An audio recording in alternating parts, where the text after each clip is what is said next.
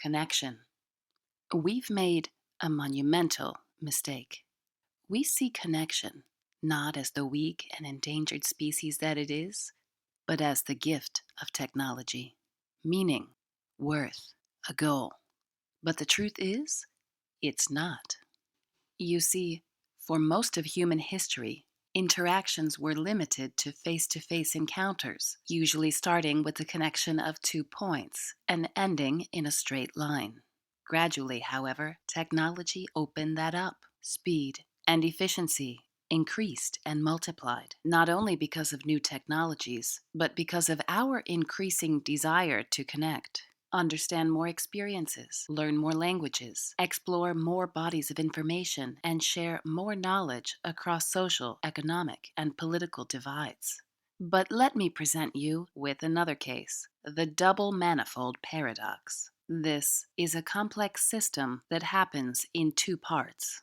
Let's say we have one manifold. This surface you're familiar with, the manifold of social media, a layer that casts its shadow over the entire planet. But few people understand its underlying support, the sheet of human attachment, the complex layer of emotions and needs which give us the magnetic desire to connect.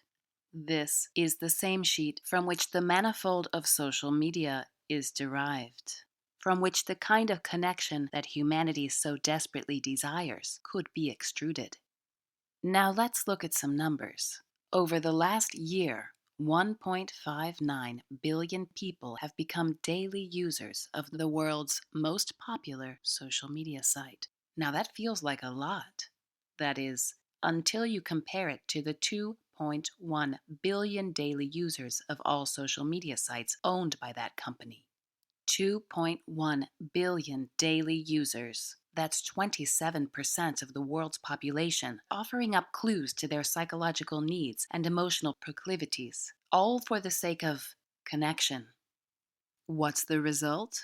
Increased speed and efficiency to connect, at the cost of lower motivation to share meaningful information, leading to a never-ending cycle of unfulfilling virtual connection on the part of users, who, fearing isolation, reproduce it, reinforce it, recreate it, by letting their deepest needs for connection sit idle.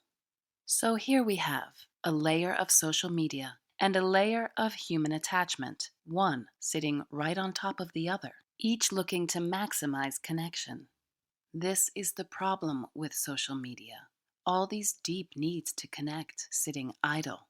They should be energized, improving lives, fulfilling dreams, developing meaningful relationships to activate all the things which are essential to a flourishing social existence. But on a grand scale, in a way we can predict and rely on, that's never going to happen. You see, social media is predicated on idle needs, those deep and idle fantasies, unattended emotions, that clear, complete, and immobilizing fear of isolation.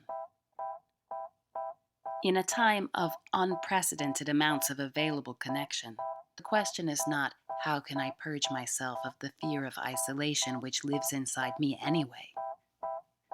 The question is, how will the manifold of social media in your life be superseded by a new layer?